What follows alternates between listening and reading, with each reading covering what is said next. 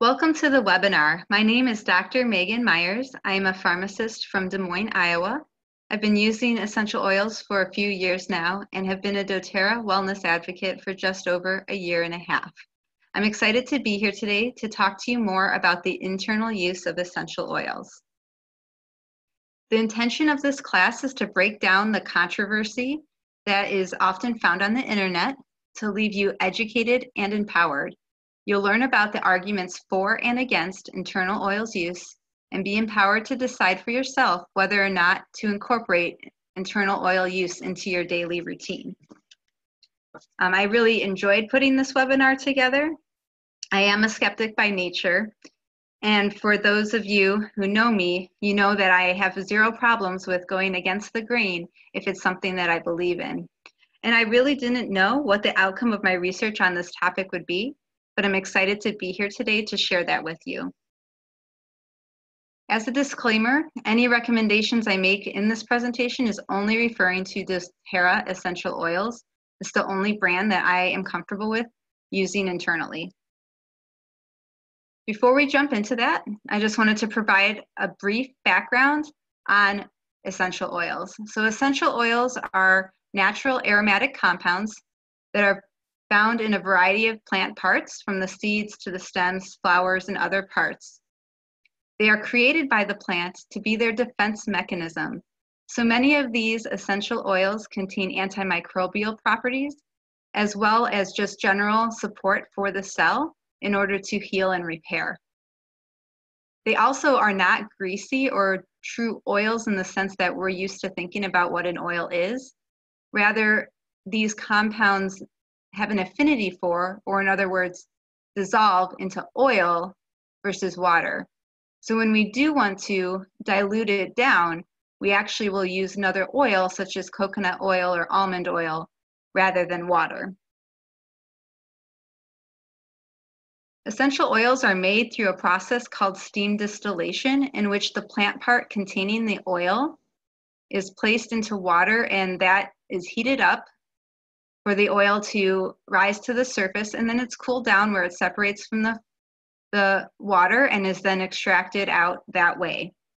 So through this process, the oil becomes very concentrated, and that's where most of the concerns about essential oil use comes from, is due to this concentration and this potency. The essential oil is actually 50 to 70 times more powerful than the original herb counterpart. And because of this, a little bit goes a long way.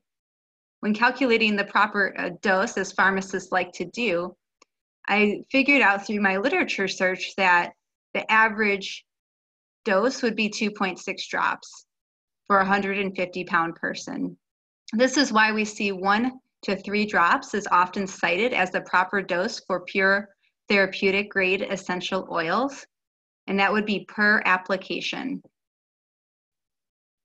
And of course, children would need much less. And then how are oils used internally by people? They can be put into a veggie capsule and swallowed, either with or without a carrier oil. They can be placed directly under the tongue. They can be mixed in a glass of water. And when we do this, we always use a glass or stainless steel container. Plastic is easily degraded by these essential oils, so you want to avoid plastic. They could also be used in cooking, again, keeping in mind that they're 50 to 70 times more potent than the herbal counterpart from which it came. And that would break down as an example that 1 drop of marjoram essential oil is equal to about 2 teaspoons of the dried herb counterpart. Essential oils are also found in many products, such as supplements and lozenges, as well as food and drink. So why do people use oils internally? We use them to flavor foods and drinks. We use them to support gut health or other specific body functions, as well as to support the body's natural detoxification process. Keeping in mind that in many cases, topical application is sufficient, but there are situations in which internal use is desirable depending on the effect we are looking for. So if these benefits exist, then why is there so much disagreement about the internal use of essential oils? Well, there's a lot of complex things that factor into this. And to try to simplify it for myself, and therefore for you, I looked at all the arguments I could find against essential oil use internally, and then I critically evaluated each one as to whether or not they were valid and logical. And then if they were valid or logical, how would that influence or change how I use essential oils? And so now I'm going to just go through the arguments that I found and give you my opinion on each one. So the first argument is that internal use of any essential oils is unsafe. This is truly the most illogical argument that I have found. First of all, these are over-the-counter products that the FDA has put on their official GRAS list, or GRAS, which stands for Generally Recognized as Safe. And this is for internal consumption. In fact, anytime you see natural flavors on your ingredient list for any food or drink, that is essential oil, right? Artificial flavors are synthetic, natural flavors are essential oils. In addition to that, there are associations for aromatherapy.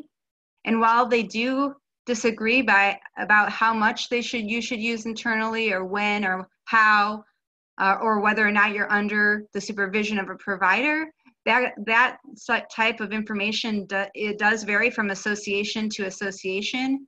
All of them do support some type of internal use, as far as I have found.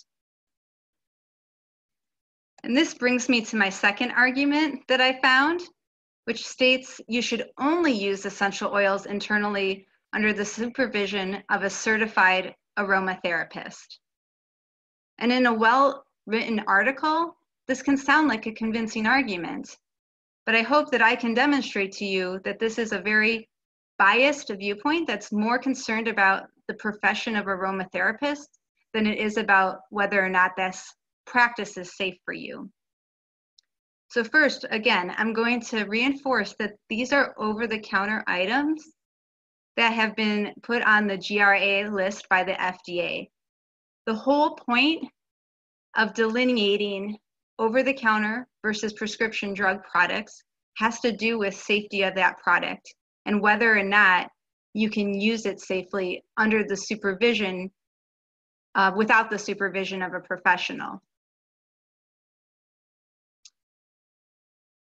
Another thing that's looked at when debating whether to make something a prescription or over-the-counter item is whether or not somebody could use this reasonably, and with reasonable use, whether or not that product would be safe or have a potential to do harm. So if it's determined that somebody would be generally safe with reasonable use, then that product is placed over the counter, saying that you can use it without the supervision of a provider as long as you're using something basically with common sense.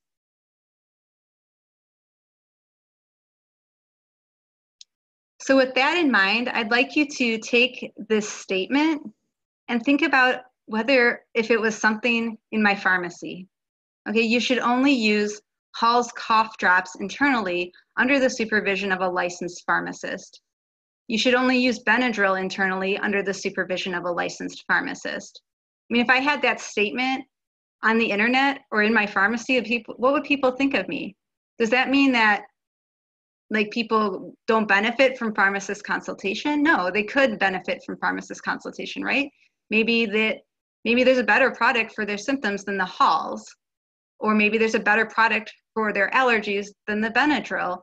So it's not that they can't benefit from a pharmacist consultation, but the idea that they couldn't use that product or that they don't have the resources available to use it correctly is kind of ridiculous. And so that is kind of why I think that this is just a little bit of an extreme viewpoint. Not that aromatherapists aren't needed, but to say that everybody, no matter who you are or what your health is incapable of using an over-the-counter product without their direct supervision is something that I disagree with. I think this statement would better be put, and something that I could get on board with would be, you could benefit from a consultation with a certified aromatherapist when you want to use oils internally, right? Or there are definitely people with complex medication histories or complex health histories that could benefit from talking to a provider who knows about essential oils. This also goes into something that's very common behind the scenes in healthcare, which is turf wars. Yeah, we all like to think that our profession is delineated and that there's certain things only we can do, but the reality is there's a lot of overlap. And so I would place the argument that there's overlap, that I, as a pharmacist who have studied essential oils and who can understand the chemistry and the pharmacology, who can read literature and apply it to my practice, is capable of guiding internal use of essential oils for most people. That my practice more than qualifies me to be able to do this. And so with that in mind, I just think, you want to be careful when you see any kind of professional who says they're the only person who can give you this advice. Because the reality is that most of our things overlap a lot. Like pharmacists and nurses, we're both capable of doing medication histories, giving immunizations, taking blood pressures. There's just a lot of overlap. And to say that I'm the only person who can do this is an inaccurate statement.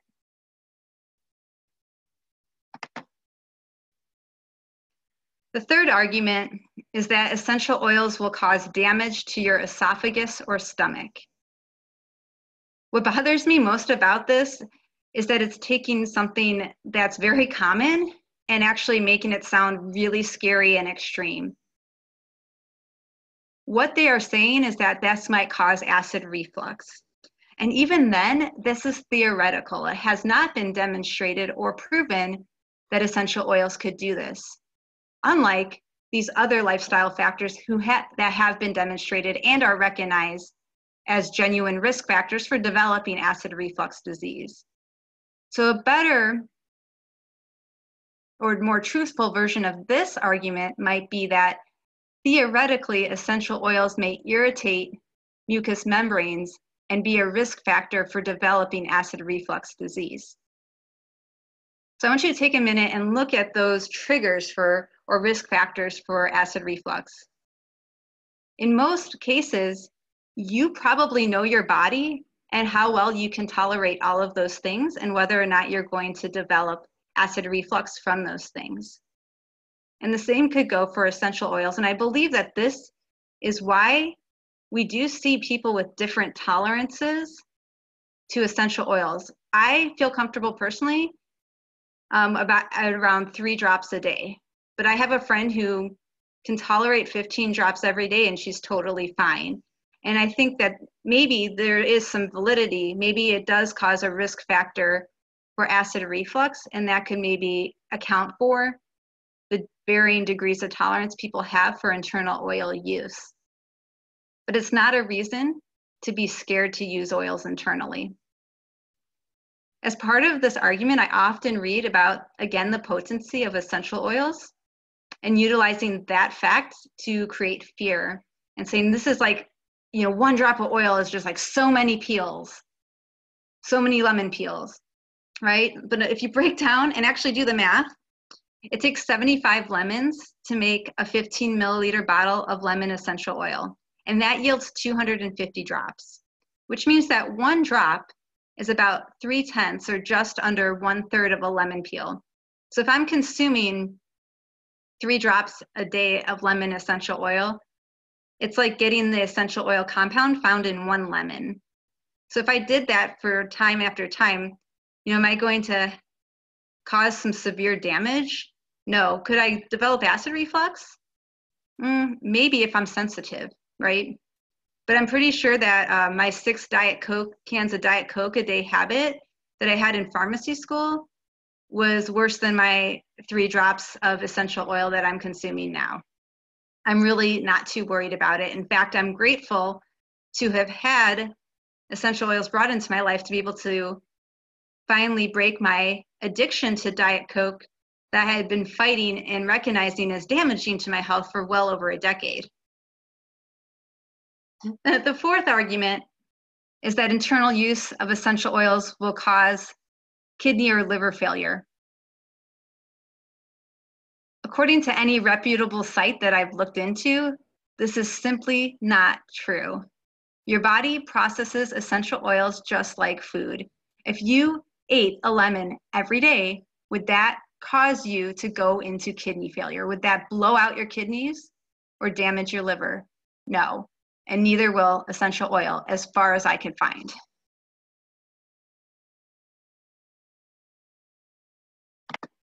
This fifth argument is something that you see a lot in the people who are against essential oil use internally.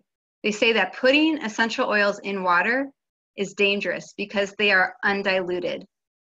And this one I really had to think about whether or not they could be right and what side was I going to land on. And what I came to discover or think up is that it's true that oils don't dissolve in water. That's totally true. But to make the leap that therefore it's dangerous is actually a logical fallacy. And there's been no proof that I could find that taking oils, even if it's quote undiluted, is actually dangerous for you. You're not going to drink the drop of oil all at once. That's another thing that's out there on the internet. And if you don't believe me, I would love for you to just try placing a drop of oil in a glass of water, even if you're uncertain about drinking it, and simply swirl that water around. And what you're going to see is that it doesn't dissolve, but it does disperse. And what that means is that there's little itty bitty droplets dispersed throughout the water. So when you are drinking it, you're never consuming an entire drop all at once, unless you're chugging that whole glass of water, right? And then over time, over a few minutes, maybe 5 minutes or so, the oil will rise to the top and it creates a film on the top of the water. But guess what? When you tip the glass, the film stays with the surface of the water, right? So when you're tipping it, oil gets all the way down to the bottom of the glass, and when you tip it back up, it disperses all over again. So I'm really not convinced that putting essential oils in water is dangerous. In fact, I've had several benefits for myself from utilizing oils this way.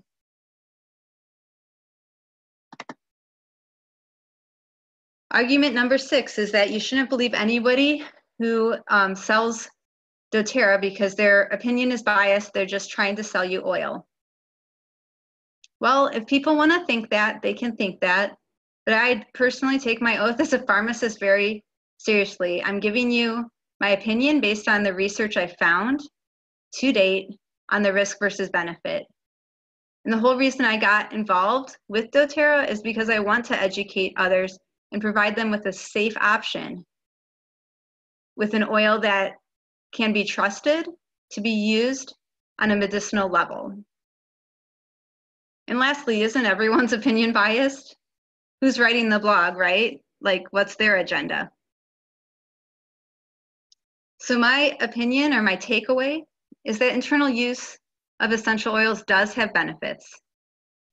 I believe that any potential risks are blown out of proportion. Theoretically, it may be an irritant for mucous membranes. It hasn't been proven, but I can see theoretically how it could be. So know your body, know how sensitive it is to heartburn or acid reflux, and use oils moderately to adjust to that. Use moderation and common sense to guide your use. And if you're new to essential oils and new to internal use of oils, I'd say you can use this approach, which is cautious, and then you can work your way up.